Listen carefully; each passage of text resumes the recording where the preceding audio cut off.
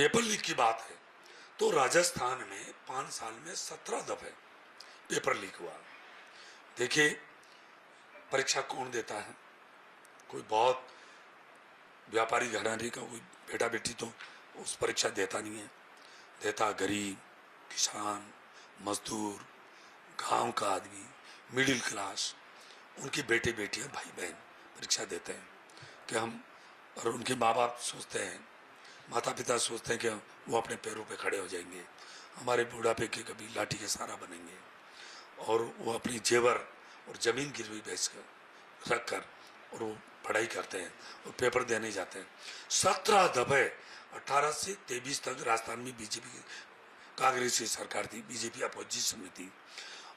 17 दफे paper leak हुआ और उन्होंने कुछ नहीं किया।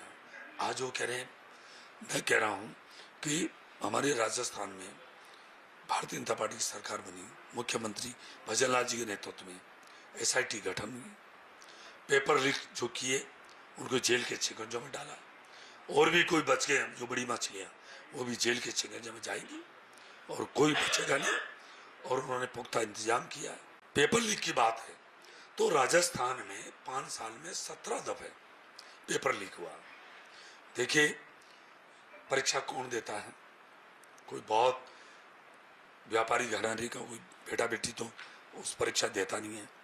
देता गरीब, किसान, मजदूर, गांव का आदमी, मिडिल क्लास, उनके बेटे बेटियां, भाई बहन परीक्षा देते हैं कि हम, और उनके माँ बाप सोचते हैं, माता पिता सोचते हैं कि वो अपने पैरों पे खड़े हो जाएंगे, हमारे बुढ़ापे के कभी लाठी के सहारा बनेंगे, और वो अपनी जेवर और ज़मीन गिरवी बेच कर रख कर और वो पढ़ाई करते हैं और पेपर देने जाते हैं। 17 दफे 18 से 23 तक राजस्थान में बीजेपी कांग्रेस की सरकार थी, बीजेपी अपोजिशन में थी। 17 दफे पेपर लीक हुआ और उन्होंने कुछ नहीं किया। आज वो कह रहे हैं, मैं कह रहा हूँ कि हमारे राजस्थान में भारतीय जनता पार्टी की सरकार बनी, मुख्यमंत्री भजनलाल जी के नेतृत्व में SIT गठन हुई, पेपर लीक जो किए उनको जेल के शिकंजों में डाला, और भी कोई बच गए जो बड़ी मछलियाँ, वो भी जेल के शिकंजे में जाएंगी और कोई बचेगा नहीं, और उन्होंने पुख्ता इंतजाम किया। अगर आप ये वीडियो YouTube पर देख रहे हैं तो हमारे चैनल को सब्सक्राइब करें और बेल आइकन को दबाना ना भूलें। अगर आप Facebook पर ये वीडियो देख रहे हैं तो हमारे पेज को लाइक करें।